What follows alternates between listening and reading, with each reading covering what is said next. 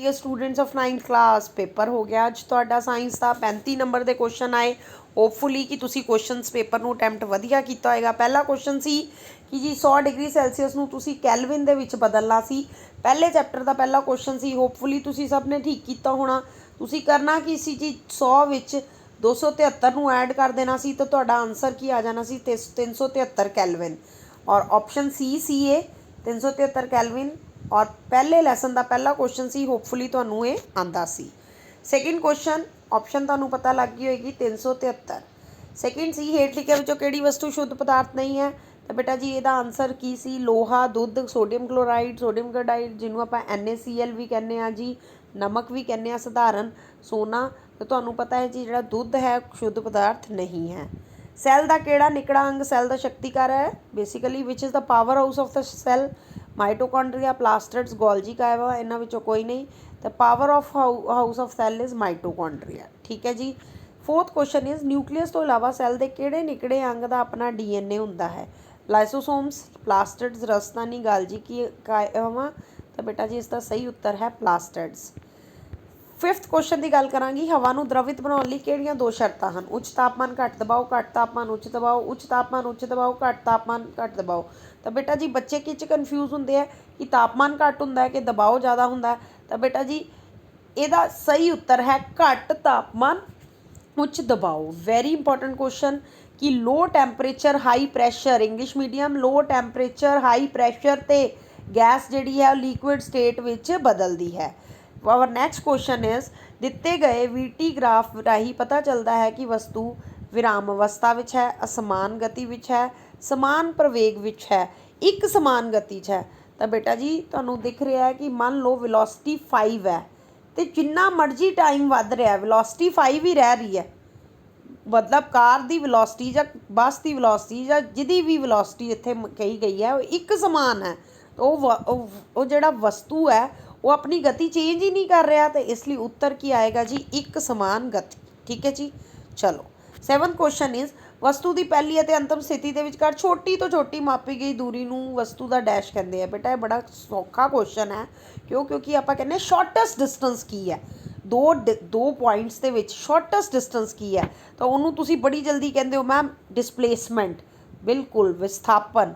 ठीक है ना वेग ना चाल ना प्रवेग it is the shortest distance between the 2 points which is known as English medium displacement की कहते हैं जी डिसप्लेसमेंट। चलो जी अगली गल करते हैं हरेक किरिया के बराबर और उल्ट प्रतिक्रियावां हुंदियां हन ਅਤੇ ਇਹ ਦੋਵੇਂ ਵੱਖ-ਵੱਖ ਵਸਤੂਆਂ ਤੇ ਕੰਮ ਕਰਦੀਆਂ ਹਨ। ਇਹ ਨਿਊਟਨ ਦਾ ਗਤੀ ਦਾ ਕਿਹੜਾ ਨਿਯਮ ਹੈ। ਪਹਿਲਾ ਨਿਯਮ ਦੂਜਾ ਨਿਯਮ ਤੀਜਾ ਨਿਯਮ ਇਹਨਾਂ ਵਿੱਚੋਂ ਕੋਈ ਨਹੀਂ। ਤਾਂ ਬੇਟਾ ਜੀ you know the Newton thirds law state that every action is there is equal and opposite reaction ਤੇ ਜਿਹਨੂੰ ਆਪਾਂ ਕੀ ਕਹਿ ਦਿੰਦੇ ਆ ਬੇਸਿਕਲੀ ਤੀਜਾ ਨਿਯਮ। ਠੀਕ ਹੈ ਜੀ। 9 क्वेश्चन है जड़ता वस्तु की वो प्रवृत्ति है जिस कारण वो हेठ लिखे परिवर्तन का विरोध करती है। ए दी विराम अवस्था इसकी एक समान गति इसकी गति की दिशा तो उपरोक्त सारे। तो बेटा जी उपरोक्त सारे इसका आंसर है। इसका आंसर की है जी उपरोक्त सारे। ठीक है जी कि जड़ता की जी वस्तु की प्रवृत्ति करके वो विराम अवस्था एक समान गति तो इस गति विच दिशा भी जी है उस परिवर्तन का विरोध करती है। अलमीनियम सल्फेट का आणविक सूत्र की है। Very important question aluminium is Al sulphate is SO4। Aluminium ते चार्ज होंदा +3 गया सल्फेट के पैर सल्फेट ते चार्ज होंदा -2 गया अलमीनियम के पैर। What the formula become the formula become Al2SO4 thrice. बेटा जी इसलिए तुहानूं सल्फेट का फॉर्मूला आना चाहिए जिहड़ा कि हुंदा जी SO4 2 नैगेटिव अलमीनियम का आना चाहिए जिहड़ा हुंदा Al3 पॉजिटिव। चलो जी अगला एवोगेड्रो अंक का मुल की है। तो बेटा ये तुहानूं सब नूं पता है 6.022 × 10 की रेज़ पावर जिहड़ा है 10 की रेज़ पावर 23। सोडियम के परमाणु पुंज 23 U है 46 ग्राम सोडियम के मोल की गिनती कितना होएगी। बेटा तुहानूं पता है कि एटॉमिक मास सोडियम का हुंदा है जी कितना 23 है ना। तो जे एक मोल च साढ़े को एक च गिनती 23 है तो 46 च कितनी होएगी जी ऑबवियस है 2। ठीक है ना एक च 23 है तो 46 च कितना होएगी 23 का डबल हुंदा 46 तो ऑबवियस है कि मोला की गिनती 46 ग्रामां दे विच कितनी होएगी 2। बेटा जिहड़े मोल कंसैप्ट के भी क्वेश्चन तुहानूं आए वेरी बहुत ईजी आए है अच्छा जी 13वां क्वेश्चन कैल्शियम क्लोराइड का सही रसायनिक फॉर्मूला की है। ਹੁਣ ਇੱਥੇ ਵੀ ਤੁਹਾਨੂੰ ਪਤਾ ਹੋਣਾ ਚਾਹੀਦਾ ਹੈ ਕੈਲਸ਼ੀਅਮ ਤੇ ਕਿੰਨਾ ਚਾਰਜ ਹੁੰਦਾ ਤੇ ਕਲੋਰਾਈਡ ਤੇ ਸਭ ਨੂੰ ਪਤਾ ਹੈ ਕਲੋਰਾਈਡ ਤੇ -1 ਕੈਲਸ਼ੀਅਮ ਤੇ 2 ਪੋਜ਼ਿਟਿਵ ਇਹਦਾ ਇਹਦੇ ਪੈਰ 'ਚ ਇਹਦਾ ਇਹਦੇ ਪੈਰ 'ਚ ਠੀਕ ਹੈ ਜੀ। ਤੇ ਕੀ ਫਾਰਮੂਲਾ ਬਣ ਗਿਆ ਤੁਹਾਡਾ CaCl2 ਠੀਕ ਹੈ ਜੀ। ਚਲੋ ਇਹਦਾ ਮਤਲਬ ਤੁਹਾਡੀ ਕਿਹੜੀ ਆਪਸ਼ਨ ਸਹੀ ਹੋਈ ਸੀ। ਇਹਦਾ ਮਤਲਬ 13ਵੇਂ ਕੁਐਸਚਨ ਦੀ ਕਿਹੜੀ ਆਪਸ਼ਨ ਸਹੀ ਹੈ ਸੀ। 14ਵਾਂ ਕੁਐਸਚਨ ਦੋ ਦੋਸਤ ਰਜਨੀਸ਼ ਤੋਂ ਰਿਸ਼ਵ ਤੱਤਾਂ ਦੇ ਸੰਕੇਤਾਂ ਦੀ ਗੱਲ ਕਰ ਰਹੇ ਸੀ। ਕਹਿੰਦੇ ਕਿ ਪੁੱਛਿਆ ਕਿ ਕਿਸ ਤੱਤ ਦੇ ਨਾਲ ਗਿੱਲੜ ਰੋਗ ਜਿਹੜਾ ਹੈ ਉਹ ਹੋ ਜਾਂਦਾ ਹੈ। ਬੇਟਾ ਜੀ ਬਹੁਤ ਆਪਾਂ ਇਹ ਕਹਿੰਦੇ ਹਾਂ ਕਿ ਗਿੱਲੜ ਰੋਗ ਆਇਓਡੀਨ ਕਰਕੇ ਹੁੰਦਾ ਹੈ ਨਾ। ਪਰ ਹੁਣ ਬੇਟਾ ਜੀ ਆਇਓਡੀਨ ਦਾ ਤੁਹਾਨੂੰ ਸਿੰਬਲ ਵੀ ਦਾਣਾ ਚਾਹੀਦਾ ਤਾਂ ਆਇਓਡੀਨ ਦਾ ਸਿੰਬਲ ਹੁੰਦਾ ਆਈ। ਜਿਹਨੂੰ ਆਇਓਡੀਨ ਪਤਾ ਸੀ ਉਹ ਆਸਾਨੀ ਨਾਲ ਆਈ ਨੂੰ ਟਿਕ ਕਰ ਸਕਦਾ। ਇਹਦਾ ਮਤਲਬ ਸਾਡੀ ਕਿਹੜੀ ਆਪਸ਼ਨ ਸਹੀ ਹੈ ਡੀ। ਚਲੋ 15 question very very very easy question. ਧਰਤੀ ਦੀ ਸਤ੍ਹਾ 'ਤੇ ਕਿਸੇ ਵਸਤੂ ਦਾ ਭਾਰ ਮਾਪਣ 'ਤੇ 12 ਨਿਊਟਨ ਹੈ। ਚੰਦ ਦੀ ਸਤ੍ਹਾ 'ਤੇ ਕਿੰਨਾ ਹੋਏਗਾ। ਜਿਸ ਬੱਚੇ ਨੂੰ ਤਾਂ ਪਤਾ ਹੈ ਕਿ ਚੰਦ ਦੀ ਸਤ੍ਹਾ 'ਤੇ ਭਾਰ 1/6 ਹੋ ਜਾਂਦਾ ਉਹ ਤਾਂ ਮਿੰਟ 'ਚ ਕਹੇਗਾ ਮੈਡਮ 12/6 ਯਾਨੀ 2 ਨਿਊਟਨ। ਪਰ ਜਿਹਨੂੰ ਇਹ ਨਹੀਂ ਪਤਾ ਕਿ ਚੰਦ ਦੀ ਸਤ੍ਹਾ 'ਤੇ ਭਾਰ 1/6 ਹੋ ਜਾਂਦਾ ਉਹਨੂੰ ਇਹ ਕੁਐਸਚਨ ਕਦੀ ਵੀ ਨਹੀਂ ਆਏਗਾ। 6 ਕੁਐਸਚਨ ਅਗੇਨ ਵੈਰੀ ਈਜ਼ੀ। ਦੋ ਵਸਤੂਆਂ ਵਿਚਕਾਰ ਲੱਗਣ ਵਾਲਾ ਗੁਰਤਾ ਬਲ ਪਤਾ ਕਰੋ। M1 M2 ਵਿੱਚ ਡਿਸਟੈਂਸ ਕਿੰਨਾ ਡੀ ਤੇ ਫੋਰਸ ਕੀ ਹੋ ਗਿਆ ਜੀ ਜੀ ਕੀ ਹੁੰਦਾ ਜੀ ਗ੍ਰੈਵੀਟੇਸ਼ਨਲ ਕਾਂਸਟੈਂਟ। ਤੇ ਇਹਦਾ ਮਤਲਬ ਸਾਡਾ ਪਹਿਲਾ ਆਨਸਰ ਆ ਗਿਆ F = G mm/d²। ਚਲੋ 17ਵਾਂ ਕੁਐਸਚਨ ਸਰਵ ਵਿਆਪੀ ਗੁਰਤਾਕਰਸ਼ਣ ਨਿਯਮ ਕਿਸ ਵਿਗਿਆਨੀ ਨੇ ਦਿੱਤਾ। ਤਾਂ ਬਹੁਤ ਈਜ਼ੀ ਹੈ ਸਰ ਇਸਾਕ ਨਿਊਟਨ ਨੇ ਜਿਨ੍ਹਾਂ ਨੂੰ ਆਪਾਂ ਕਹਿ ਦਿੰਦੇ ਹਾਂ ਨਿਊਟਨ ਲਾਅ ਆਫ ਗ੍ਰੈਵੀਟੇਸ਼ਨ ਵੀ ਕਹਿ ਦਿੰਦੇ ਹਾਂ ਕਈ ਵਾਰੀ। 18ਵਾਂ ਇੱਕ ਲੜਕੀ ਰੱਸੀ ਨਾਲ ਪੱਥਰ ਬਣ ਕੇ ਘੁਮਾ ਰਹੀ ਸੀ। ਪੱਥਰ ਦੀ ਚੱਕਰਾਕਾਰੀ ਗਤੀ ਕਿਸ ਬਲ ਕਾਰਨ ਸੀ। ਕੇਂਦਰੀ ਮੁੱਖ ਬਲ ਕਰ ਚੁੰਬਕੀ ਬਲ ਕਰਕੇ ਰਗੜ ਬਲ ਕਰਕੇ ਗੁਰਤਾਕਰਸ਼ਕ ਬਲ ਕਰਕੇ। ਤਾਂ ਬੇਟਾ ਜੀ ਇਹ ਤੁਹਾਨੂੰ ਪਤਾ ਜਦੋਂ ਤੁਸੀਂ ਰਿਵੋਲਵ ਕਰਦੇ ਹੋ it is just because of English medium centripetal force ਸੁਣਿਆ ਹੋਣਾ ਤੁਸੀਂ ਇਹਨੂੰ ਠੀਕ ਹੈ ਜੀ ਨਾ। ਚਲੋ 19 ਕੁਐਸਚਨ ਹੈ ਸਮੁੰਦਰੀ ਜਹਾਜ਼ ਤੇ ਪਣਡੁੱਬੀ ਬਣਾਉਣ ਲਈ ਕਿਸ ਸਿਧਾਂਤ ਦੀ ਵਰਤੋਂ ਕੀਤੀ ਜਾਂਦੀ ਹੈ। ਬਹੁਤ ਹੀ ਜਿਹੜਾ ਈਜ਼ੀ ਹੈ ਔਰ ਬਹੁਤ ਹੀ ਇੰਪੋਰਟੈਂਟ ਹੈ। ਔਰ 9th 'ਚ ਬੇਟਾ ਜੀ ਇਹ ਤਾਂ ਬਹੁਤ ਜ਼ਿਆਦਾ ਇੰਪੋਰਟੈਂਟ ਲਾਅ ਹੈ ਜਿਹਨੂੰ ਆਪਾਂ ਕਹਿੰਦੇ ਹਾਂ ਆਰਕਮਿਡੀਜ਼ ਦਾ ਸਿਧਾਂਤ ਠੀਕ ਹੈ ਜੀ। ਸੁਣਿਆ ਹੋਣਾ ਤੁਸੀਂ ਯੂਰੇਕਾ ਕਿ ਆਰਕਮਿਡੀਜ਼ ਇੱਕ ਵਾਰੀ ਪਾਣੀ 'ਚ ਨਹਾ ਰਹੇ ਸੀ ਟੱਬ 'ਚ। ਉਹ ਜਿੱਦਾਂ ਹੀ ਉਹਨਾਂ ਨੇ ਡੁਬਕੀ ਮਾਰੀ ਤਾਂ ਉਹਨਾਂ ਨੇ ਕਿਹਾ ਕਿ ਜਿੰਨਾ ਭਾਰ ਪਾਣੀ ਮੇਰਾ ਭਾਰ ਹੈ ਓਨਾ ਪਾਣੀ ਡਿਸਪਲੇਸ ਹੋ ਗਿਆ ਠੀਕ ਹੈ ਨਾ। ਇਹੀ ਸਾਰੀ ਸਿਧਾਂਤਾਂ 'ਤੇ ਜਿਹੜੀ ਪਣਡੁੱਬੀ ਵਗੈਰਾ ਬਣਦੀ ਹੈ। ਚਲੋ ਜੀ 20ਵਾਂ ਕੁਐਸਚਨ ਹੈ ਸਾਰੀਆਂ ਵਸਤੂਆਂ ਦਰਵ ਵਿੱਚ ਡੋਬੇ ਜਾਣ ਦੇ ਉੱਪਰ ਵੱਲ ਇੱਕ ਬਲ ਮਹਿਸੂਸ ਕਰਦੀਆਂ ਹਨ ਠੀਕ ਹੈ। ਜਦੋਂ ਤੁਸੀਂ ਆਰਕਮਿਡੀਜ਼ ਦਾ ਪ੍ਰਿੰਸੀਪਲ ਪੜ੍ਹੋਗੇ ਤਾਂ ਇਹ ਵੀ ਚੀਜ਼ ਤੁਸੀਂ ਪੜ੍ਹੋਗੇ ਜਿਸ ਨੂੰ ਆਪਾਂ ਉਛਾਲ ਬਲ ਕਹਿੰਦੇ ਹਾਂ।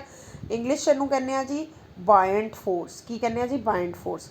21ਵਾਂ ਕੁਐਸਚਨ ਬਾਇਓ ਦੇ ਕੁਐਸਚਨ ਤਾਂ ਓਬਵੀਅਸ ਹੈ ਬੇਟਾ ਜੀ ਤੁਸੀਂ ਜਿੱਦਾਂ ਯਾਦ ਕੀਤੇ ਹੋਣੇ ਕਿ ਪੌਦੇ ਵਿੱਚ ਕਿਹੜਾ ਵਿਭਾਜਨਯੋਗ ਟਿਸ਼ੂ ਜੜ ਅਤੇ ਤਣੇ ਦੇ ਵੱਧੇ ਹੋਏ ਸਿਰਿਆਂ 'ਤੇ ਹੁੰਦਾ ਹੈ ਜੋ ਕਿ ਇੱਕ ਲੰਬਾਈ ਵਧਾਉਂਦਾ ਹੈ। ਕੀ ਕਰਦਾ ਜੀ ਲੰਬਾਈ ਵਧਾਉਂਦਾ ਹੈ। ਅਤੇ ਇਹਦਾ ਆਨਸਰ ਹੈ ਜੀ ਐਪੀਕਲ ਵਿਭਾਜਨ ਯੋਗ ਟਿਸ਼ੂ। 22ਵਾਂ ਕੁਐਸਚਨ ਹੈ ਸੈੱਲਾਂ ਦਾ ਸਮੂਹ ਜੋ ਇਕੱਠੇ ਹੋ ਕੇ ਇੱਕ ਖਾਸ ਕੰਮ ਕਰਦੇ ਹਨ ਅਤੇ ਉਸ ਨੂੰ ਕੀ ਕਹਿੰਦੇ ਆ ਬੇਟਾ ਜੀ ਸੈੱਲਾਂ ਦੇ ਸਮੂਹ ਨੂੰ ਕੀ ਕਹਿੰਦੇ ਆ ਟਿਸ਼ੂ। 23ਵਾਂ ਕੁਐਸਚਨ ਸੀ ਉਸ ਟਿਸ਼ੂ ਦਾ ਨਾਮ ਦੱਸੋ ਜੋ ਪੌਦਿਆਂ ਵਿੱਚ ਪਾਣੀ ਪ੍ਰਵਹਿਣ ਦਾ ਕੰਮ ਕਰਦਾ ਹੈ। ਇਹਦਾ ਮੈਂ ਸ਼ਾਰਟਕਟ ਇੱਕ ਤੁਹਾਨੂੰ ਦੱਸਿਆ ਹੋਇਆ ਯਾਦ ਕਰਨ ਦਾ ਕਿ ਬੇਟਾ ਫੂਡ ਤੋਂ ਯਾਦ ਰੱਖੋ F ਤੋਂ ਫਲੋਏਮ ਠੀਕ ਹੈ। ਅਤੇ ਜ਼ਾਇਲਮ ਕਿੱਥੋਂ ਯਾਦ ਰੱਖੋ ਕਿ ਜੇ ਫੂਡ ਫਲੋਏਮ ਕਰਦਾ ਹੈ ਤਾਂ ਜ਼ਾਇਲਮ ਕੀ ਕਰੇਗਾ ਜੀ ਜ਼ਾਇਲਮ ਕਰੇਗਾ ਪਾਣੀ। ਅਤੇ ਇਹਦਾ ਮਤਲਬ ਸਾਡਾ ਜਿਹੜਾ ਸਹੀ option C D that is ਠੀਕ ਹੈ। ਸਾਡਾ ਸਹੀ ਆਪਸ਼ਨ ਸੀ ਡੀ ਠੀਕ ਹੈ। ਚਲੋ ਅੱਗੇ ਗੱਲ ਕਰਦੇ ਹਾਂ 24 ਲਹੂ ਡੈਸ਼ ਟਿਸ਼ੂ ਦੀ ਉਦਾਹਰਨ ਹੈ। ਤਾਂ ਤੁਹਾਨੂੰ ਸਭ ਨੂੰ ਪਤਾ ਹੈ ਕਿ ਲਹੂ ਜੋੜਕ ਟਿਸ਼ੂ ਯਾਨੀ ਕਰੈਕਟਿਵ ਟਿਸ਼ੂ ਦੀ ਉਦਾਹਰਨ ਹੈ। 25ਵਾਂ ਕੁਐਸਚਨ ਹੇਠ ਲਿਖਿਆਂ ਵਿੱਚੋਂ ਕਿਹੜਾ ਫਲੋਇਮ ਟਿਸ਼ੂ ਵਿੱਚ ਨਹੀਂ ਪਾਇਆ ਜਾਂਦਾ। ਫਲੋਇਮ ਪੇਰਕਾਮਾ ਸੀਵ ਟਿਊਬਸ ਵੈਨੀਆ ਸੈਲ ਤਾਂ ਬੇਟਾ ਜੀ ਇਸ ਦਾ ਸਹੀ ਉੱਤਰ ਹੈ ਵੈਨੀਆ। ਆਹ ਚਿੱਤਰ ਦਿੱਤਾ ਜਦੋਂ ਆਪਾਂ 9th ਕਲਾਸ ਦੀ ਸਟੱਡੀ ਸ਼ੁਰੂ ਕਰਦੇ ਹਾਂ ਨਾ ਤਾਂ ਆਪਾਂ ਕਹਿੰਦੇ ਕਿ ਇਹ ਚਿੱਤਰ ਪੇਪਰ 'ਚ ਜ਼ਰੂਰ ਆਉਣਾ। ਕਈ ਵਾਰੀ ਇਹਦਾ ਨਾਮ ਆ ਜਾਂਦਾ ਕਦੀ ਵਾਰੀ ਕੁਛ। ਤਾਂ ਬੇਟਾ ਜੀ ਇਸ ਦਾ ਸਹੀ ਉੱਤਰ ਕੀ ਹੈ ਜੀ ਇਸ ਦਾ ਸਹੀ ਉੱਤਰ ਹੈ ਕਿ ਇਹ ਚਿੱਤਰ ਉਹਨਾਂ ਨੇ ਤੁਹਾਨੂੰ ਪੁੱਛਿਆ ਜੀ ਅਤੇ ਇਹ ਕੀ ਹੈ ਜੀ ਇਹ ਤੁਹਾਨੂੰ ਸਭ ਨੂੰ ਪਤਾ ਹੈ ਕੀ ਹੈ ਨਿਊਰੋਨ। ਇਹ ਕੀ ਹੈ ਜੀ ਨਿਊਰੋਨ ਠੀਕ ਹੈ। 27ਵਾਂ ਹੇਠ ਲਿਖਿਆਂ ਵਿੱਚੋਂ ਕਿਹੜਾ ਠੰਡੇ ਲਹੂ ਵਾਲਾ ਜੰਤੂ ਹੈ। ਕਿਹੜਾ ਠੰਡੇ ਲਹੂ ਵਾਲਾ ਜੰਤੂ ਹੈ ਸੱਪ। ਜੰਤੂ ਜਗਤ ਦੇ ਕਿਸ ਵਰਗ ਵਿੱਚ ਸਭ ਤੋਂ ਵੱਧ ਪ੍ਰਜਾਤੀਆਂ ਮਿਲਦੀਆਂ ਨੇ ਆਰਥੋਪੋਡਾ ਠੀਕ ਹੈ। ਹੇਠ ਲਿਖਿਆਂ ਵਿੱਚੋਂ ਕਿਹੜਾ ਥਣਧਾਰੀ ਜੀਵ ਨਹੀਂ ਹੈ। ਤਾਂ ਬੇਟਾ ਜੀ ਇਹਦਾ ਉੱਤਰ ਸਹੀ ਕੀ ਹੈ ਜਿਹੜਾ ਥਣਧਾਰੀ ਜੀਵ ਨਹੀਂ ਹੈ ਮਗਰਮੱਛ ਬਿਕੋਜ਼ ਆਲ ਆਰ ਚੂਹਾ ਬਿੱਲੀ ਚਮਗਾਦੜ ਔਰ ਆਲ ਮੈਮਲਸ ਠੀਕ ਹੈ। 30ਵਾਂ ਕੁਐਸਚਨ ਹੈ ਹੇਠ ਲਿਖਿਆਂ ਵਿੱਚੋਂ ਕਿਹੜਾ ਦੋ ਬੀਜ ਪੱਤਰੀ ਪੈਦਾ ਹੈ ਠੀਕ ਹੈ। ਤਾਂ ਉਹ ਹੈ ਜੀ ਮਟਰ। ਕਾਰਬਨ ਦਾ ਪਰਮਾਣੂ ਪੁੰਜ ਕਿੰਨਾ ਹੁੰਦਾ ਹੈ? ਐਵਰੀਬਡੀ ਨੋ 12 U ਠੀਕ ਹੈ, 12 ਯੂਨਿਟਸ। ਇੱਕ ਵਸਤੂ ਦਾ ਪੁੰਜ 10 ਕਿਲੋਗ੍ਰਾਮ ਹੈ। ਧਰਤੀ ਦੇ ਇਸ ਦਾ ਭਾਰ ਕਿੰਨਾ ਹੋਵੇਗਾ ਜੀ? ਧਰਤੀ ਤੇ ਭਾਰ ਕੀ ਹੁੰਦਾ? mg, weight is equals to mg, m ਠੀਕ ਹੈ। ਮਾਸ ਕਿੰਨਾ ਦਿੱਤਾ ਤੁਹਾਨੂੰ? 10 ਤੇ 9.8 ਦੇ ਨਾਲ ਮਲਟੀਪਲਾਈ ਕਰ ਦਿਓ ਤੇ ਕਿੰਨਾ ਉੱਤਰ ਆ ਜਾਏਗਾ? 98 ਨਿਊਟਨ। ਯਾਨੀ ਸਾਡੀ ਪਹਿਲੀ ਆਪਸ਼ਨ ਬਿਲਕੁਲ ਸਹੀ ਹੈ, ਪਹਿਲੀ ਆਪਸ਼ਨ ਸਾਡੀ ਸਹੀ ਹੈ। 33ਵਾਂ ਕੁਐਸਚਨ, ਕਿਸੇ ਤੱਤ ਦੇ ਸੰਯੋਜਨ ਸ਼ਕਤੀ ਉਸ ਤੱਤ ਦੀ ਸੰਯੋਜਕਤਾ ਕਦੀ। ਜ਼ਿੰਕ ਦੀ ਸੰਯੋਜਕਤਾ ਕਿੰਨੀ ਹੈ ਜੀ? ਜ਼ਿੰਕ ਹੁੰਦਾ ਜੀ Z+2 ਤੇ ਇਹਦਾ ਮਤਲਬ 2 ਠੀਕ ਹੈ। 34ਵਾਂ ਕੁਐਸਚਨ, ਜਦੋਂ ਕਿਸੇ ਵਸਤੂ ਨੂੰ ਪੂਰਨ ਜਾਂ ਅੰਸ਼ਿਕ ਤੌਰ 'ਤੇ ਕਿਸੇ ਦਰਵ ਵਿੱਚ ਡੁਬੋਇਆ ਜਾਂਦਾ ਹੈ ਤਾਂ ਉਸ ਦੁਆਰਾ ਉੱਪਰ ਵੱਲ ਮਹਿਸੂਸ ਕੀਤਾ ਬਲ ਵਸਤੂ ਦੁਆਰਾ ਵਿਸਥਾਪਿਤ ਦਰਵ ਦੇ ਭਾਰ ਦੇ ਬਰਾਬਰ ਹੁੰਦਾ ਹੈ। ਮੈਂ ਹੁਣੇ ਤੁਹਾਨੂੰ ਇਹ ਸਮਝਾਇਆ ਕਿ ਜਦੋਂ ਆਰਕਮਿਡੀਜ਼ ਟੱਬ ਦੇ ਵਿੱਚ ਗਏ ਸੀ ਤਾਂ ਜਿੰਨਾ ਪਾਣੀ ਉਹਨਾਂ ਦਾ ਭਾਰ ਸੀ, ਪਾਣੀ ਡਿਸਪਲੇਸ ਹੋ ਗਿਆ। ਅਤੇ ਇਸ ਪ੍ਰਿੰਸੀਪਲ ਨੂੰ ਆਪਾਂ ਕੀ ਕਹਿੰਦੇ ਹਾਂ ਜੀ? ਇਹ ਜਿਹੜੀ ਖੋਜ ਕਿਸ ਵਿਗਿਆਨੀ ਨੇ ਕੀਤੀ ਸੀ? ਆਰਕਮਿਡੀਜ਼ ਨੇ ਠੀਕ ਹੈ। ਮੈਨੂੰ ਨਹੀਂ ਲੱਗਦਾ ਕਿ ਇਹਨੂੰ ਹੁਣ ਮੈਨੂੰ ਹੋਰ ਐਕਸਪਲੇਨ ਕਰਨ ਦੀ ਲੋੜ ਹੈ। ਪਾਣੀ ਵਿੱਚ ਮੌਜੂਦ ਤੱਤਾਂ ਦੇ ਨਾਂ ਕੀ ਹਨ? ਇਹ ਹਰ ਬੱਚੇ ਨੂੰ ਆਉਂਦਾ ਹੋਣਾ ਔਰ ਵੈਰੀ ਈਜ਼ੀ ਕੁਐਸਚਨ। ਪਾਣੀ ਦਾ ਫਾਰਮੂਲਾ ਤੁਹਾਨੂੰ ਸਭ ਨੂੰ ਪਤਾ H2O ਅਤੇ ਓਬਵੀਅਸ ਹੈ ਹਾਈਡਰੋਜਨ ਅਤੇ ਆਕਸੀਜਨ। ਸੋ ਬੇਟਾ ਜੀ this is your exam and I hopefully ਤੁਹਾਡਾ ਐਗਜ਼ਾਮ ਅੱਛਾ ਹੋਇਆ ਹੋਏਗਾ। ਮਿਲਦੇ ਹਾਂ ਅਗਲੀ ਵੀਡੀਓ ਨਾਲ। Subscribe our channel. Till then good bye, take care.